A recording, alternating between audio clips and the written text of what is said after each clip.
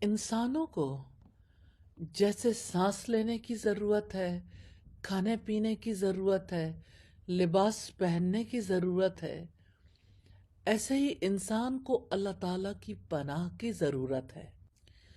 اور انسان کیسے کیسے شر میں مبتلا ہو جاتا ہے، جیسے جادو ہے، نظر بد ہے، بیماریاں ہیں۔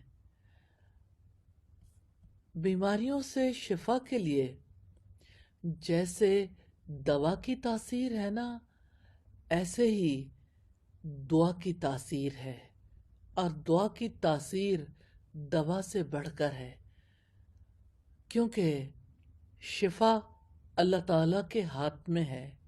سیدہ عائشہ صدیقہ سے روایت ہے کہ نبی صلی اللہ علیہ وسلم جب کوئی تکلیف محسوس کرتے تو سورہ اخلاص، سورہ الفلق اور سورہ الناس پڑھ کر خود پر دم کرتے۔ پھر جب آپ کی تکلیف بہت بڑھ گئی تو میں آپ پر پڑھتی اور آپ کے ہاتھوں سے ان کی برکت کی امید سے دم کرتی۔ اور سیدہ عائشہ سے ہی روایت ہے کہ جب بھی رسول اللہ کے گھر والوں میں سے کوئی بیمار ہوتا، آپ اس پر سورہ الفلق اور سورہ ناس سے دم کرتے۔ پھر ہم دیکھتے ہیں کہ دو صورتیں ہیں جن سے پناہ مانگی جاتی ہے، الفلق اور الناس، اور سورہ اخلاص کو ان کی وجہ سے پناہ کی صورتوں میں شمار کیا گیا، اگرچہ اس میں تعوذ کا لفظ صراحتاً موجود نہیں ہے۔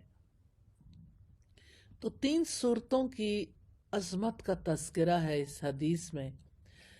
بیمار کے لیے اللہ تعالیٰ کے حکم سے یہ صورتیں رقیہ بھی ہیں، شفا بھی ہیں، اور معوذتین کے اندر بڑی زبردست تاثیر ہے، خاص طور پر اس انسان کے لیے جسے جادو کیا گیا ہو۔ حافظ ابن قیم کہتے ہیں دو صورتیں اپنے نفع کے اعتبار سے عظیم ہیں، ان کی ہمیں سخت ضرورت ہے، کوئی مسلمان ان سے بے پرواہ نہیں ہو سکتا۔ ان دونوں کے اندر جادو، نظر بد اور ہر طرح کے شر کو دور کرنے کی بڑی تاثیر ہے۔ ان دونوں صورتوں کا نام الفلق اور الناس ہے۔ اپنے رب سے پناہ مانگ لیجئے، وہ ہر شر سے حفاظت فرمائے گا۔